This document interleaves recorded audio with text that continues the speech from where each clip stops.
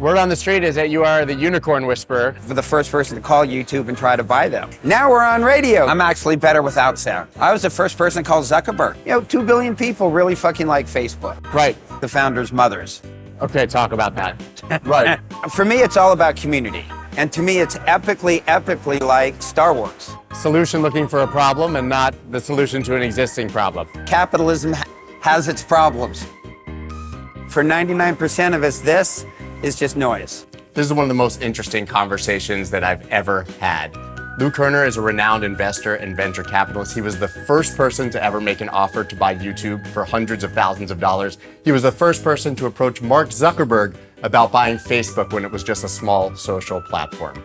He has a history of picking unicorns, companies worth billions and billions of dollars. Now you can learn how he does it. That's dope.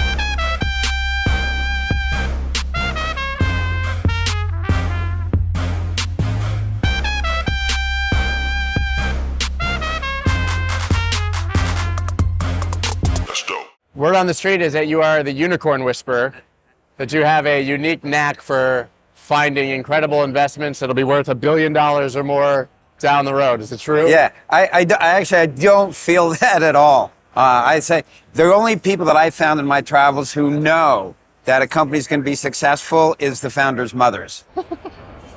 Yeah, but aren't the founders' mothers also the ones who 99% of the time are wrong about their kids, who they believe in too much? And yes, they're that as well. Completely on their face. I really thought the macro lesson, I learned the first macro, and I had angel invested. And I didn't realize how different it was, because angel investing, it wasn't my career. People would, hey, you want to invest? One said, wow, that looks awesome. 2 years ago, I would invest. But once you raise other people's money, well, now you have to invest all the time. And, I really believe that the best VCs, and why is it that the same VCs are in the top decile year after year after year? Are they smarter than me? Are they working harder than me? No, I think they had built brands such that I think companies start off, nobody knows if they're going to be successful. And they beg VCs for money and beg and beg and beg. And then one day something happens to a small percentage of them, and everybody thinks they're the next Google and Facebook. And then the VCs call them and beg and beg and beg to get on the cap table. And the best VCs are the ones that, when they call and beg, they get on the cap table their share of the time. So how do you become that VC? Is it that you get lucky once? Or is it No, I became a VC. Obviously, listen, Andreessen Horowitz gets to invest in whatever they want, period. Look, Andreessen didn't used to be that, and then they solved for that, right? And so the way I solved for that was I became a guy in Israel. And before I got into crypto, I was investing in tech companies founded by Israelis. And the quality of companies I was getting there was markedly higher. I think my returns, I'm sure, will be top decile, U.S. VCs, but it won't be top decile Israeli VCs. Right. Because I wasn't getting the best of the best of the best, but I was getting really good deals. So it sounds like sometimes you just need to find a smaller pond. A smaller pond, or redefine the pond. And so how did that lead into your cryptocurrency investing? So I went down the rabbit hole 13, 14, so deep that the Wall Street Journal wrote a story on Bitcoin, quoted me as Wall Street's Bitcoin expert. But while I looked at it, I did not see it. It was harder to see then. It's still hard to see, obviously, for most of the world. And on June 29th, 2017, I held a conference call. And I got 4 experts to teach me about ICOs. What the hell was going on? And on that call, somebody said something, and I had a gestalt shift. And I've been 24/7 ever since. What'd they say? It was inconsequential what they said. It was like a puzzle piece with a squiggle. But when you put that in with the rest of the puzzle you have, now you can see. But do you remember specifically what it was? I have no idea. But what I do know is I described it as I felt like I'd had blinders on, like, oh my God, how did I not see all of this? I think a lot of people have that moment with Bitcoin and with crypto, or you have this aha moment. And what I find interesting is once you have it, you never go back. No. And once you take that pill, right, it's a great metaphor. Yeah, but most people don't realize that until it happens. You don't see billionaires and companies saying, we're going to invest in this space, then saying, you know what, we were wrong. It doesn't happen. Yeah, yes, I agree with you. And one of the weird things is, for me, we have our problems as an industry. For me, I've been now 5 years, 24/7. Biggest disappointment is we've made little progress on the 2 things we need to solve: token economics and governance and consensus. If we're really going to get to have communities take over complex things. That's been the biggest So disappointment. you think DAOs aren't ready yet? I think you can be on the path to decentralization today. I think that's, and that's fine.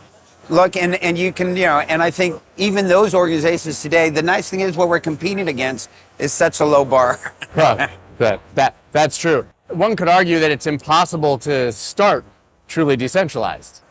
Yeah, look, I mean, for me, it's all about community, right? This is all about community. For the first time ever, we have a tool set to solve for the community instead of the man in the middle. And so that's really what I'm here to help really people understand even what a community is. Like at the atomic level, I realized community is two people. And I realized I'd gotten married without a single conversation on governance and consensus.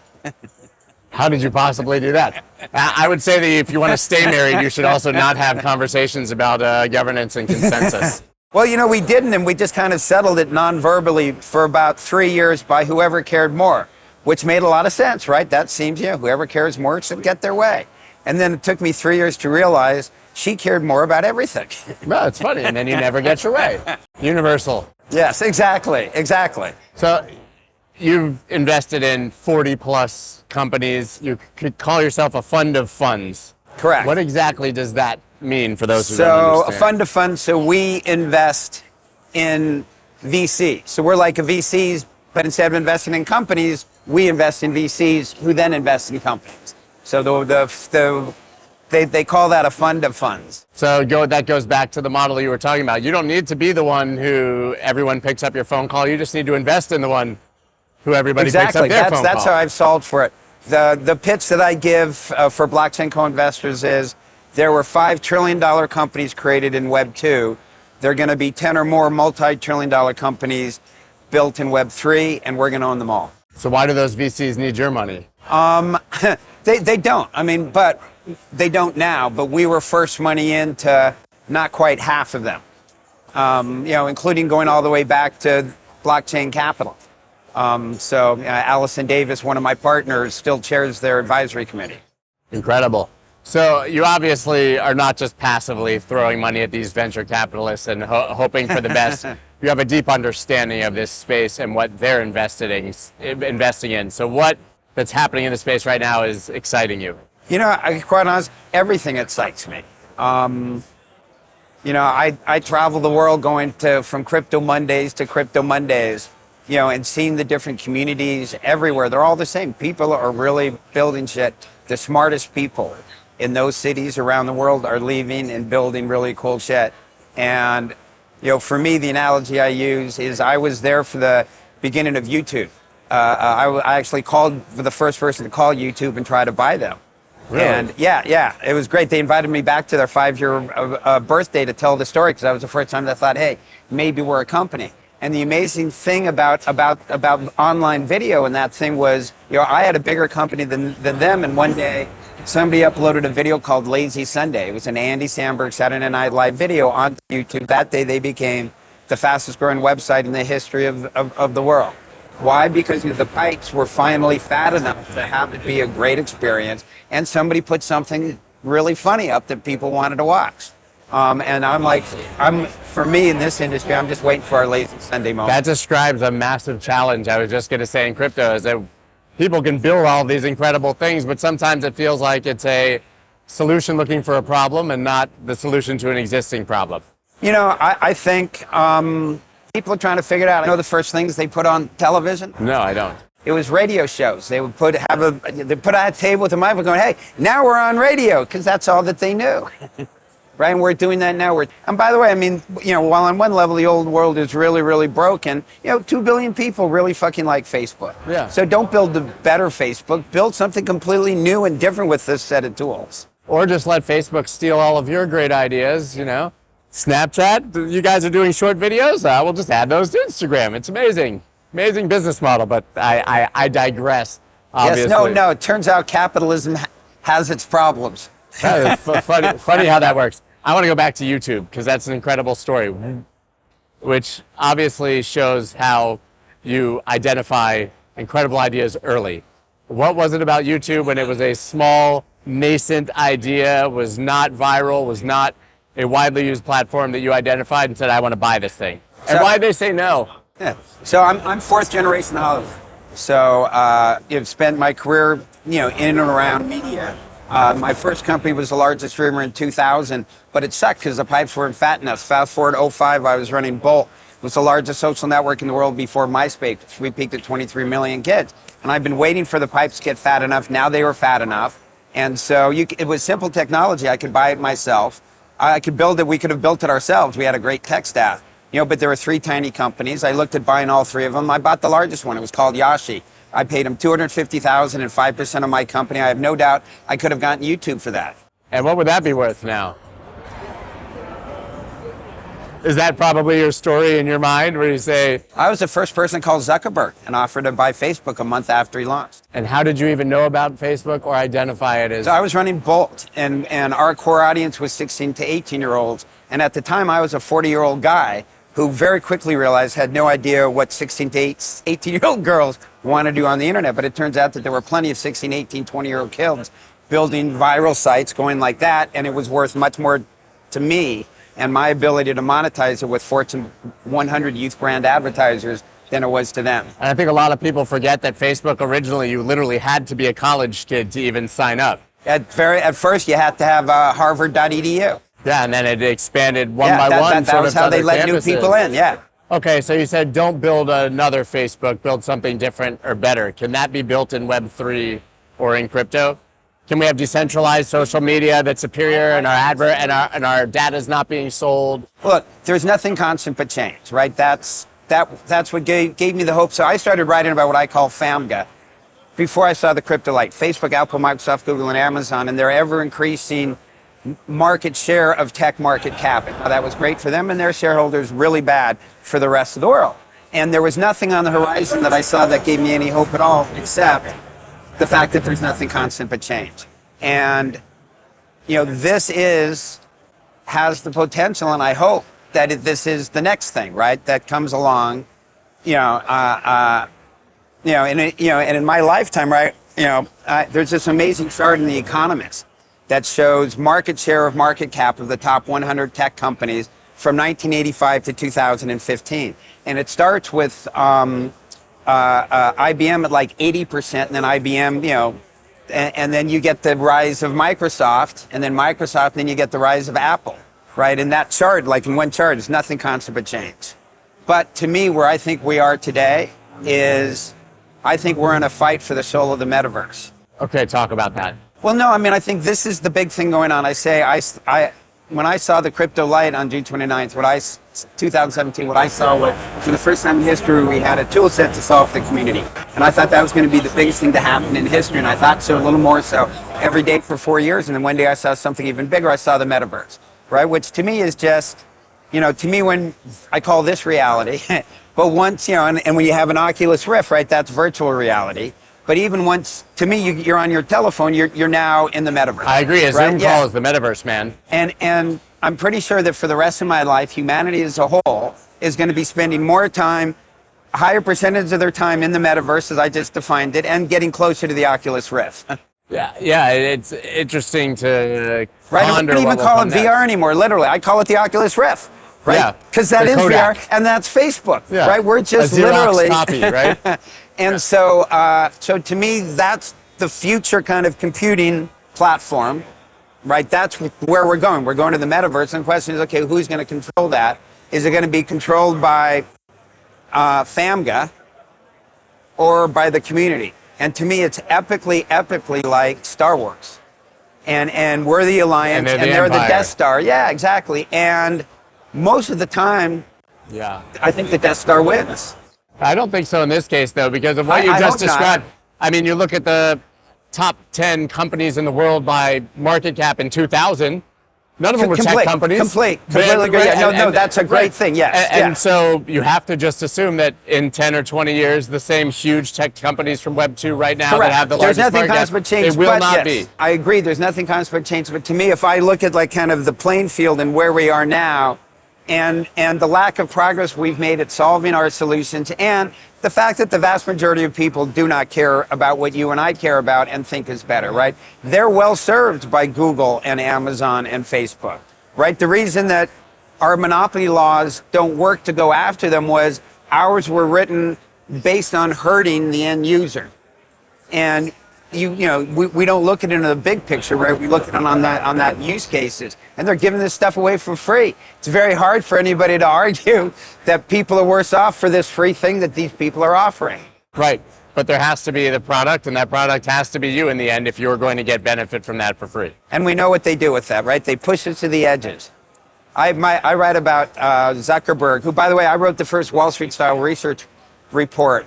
I was a Wall Street analyst earlier in my career. I've written 2 reports since, one on Facebook, and I came out with $1 million price target on Bitcoin in January I published it in January 2021. It was a 10-year price target. So you still think that holds water?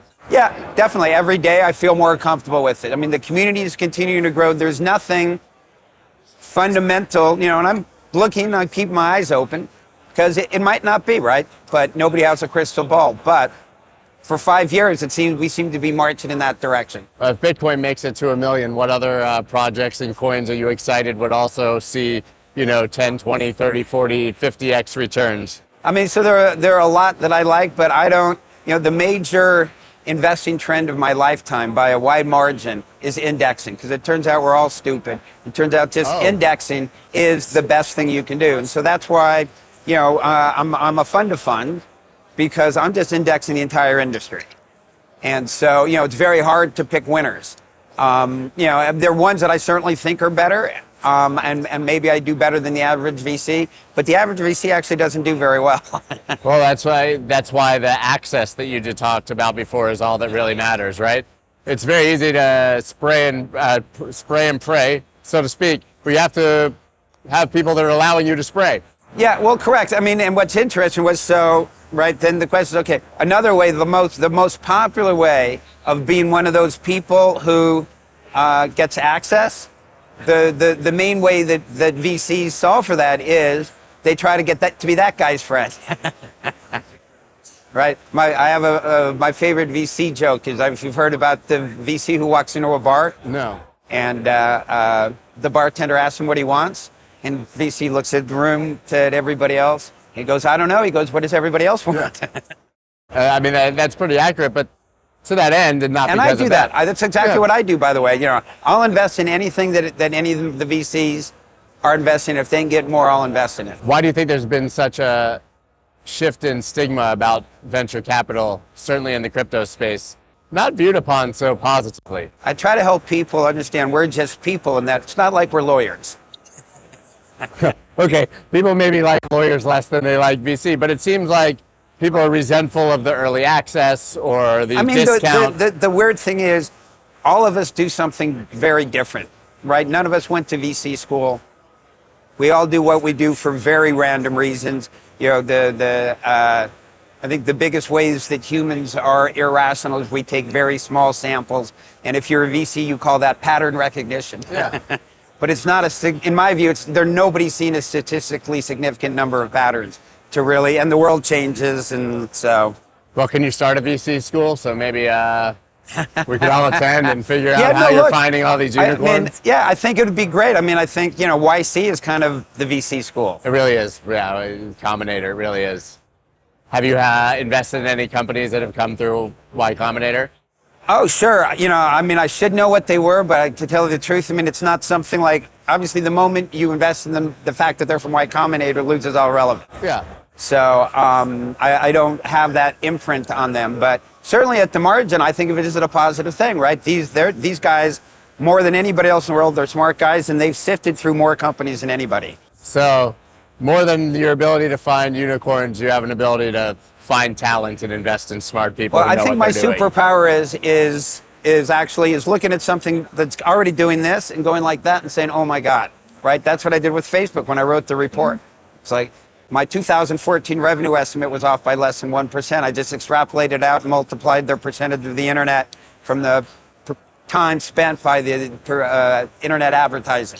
Okay, well, I'm calling you up for our next conversation when Bitcoin hits $1 million then. Actually, we'll do it before then because it's 10 years. Well, maybe no, we can do it might at get there. Roadblock. Might get there anytime, but I know exactly how it's going to get there. Yeah. If it gets there, right? And if it goes to 1 million, what I really try and help people understand is if it gets to 1 million, for 99% of us, this is just noise. Right. And any time spent on, if you're a day trader. And 98% of their people will have gotten washed out or rinsed at some point in that process. It's hard not to. Sadly. That's why you index. Yeah, absolutely. Well, I look forward to seeing what you come up with next and what you invent next, and I'll be your first student at VC school if you'll let terrific. me. Well, thanks a lot for what you do for the community. Thank There's you a lot so of much. education that you guys do, and that's awesome. Really appreciate it. Awesome. Thanks for the Cool. conversation. That's dope.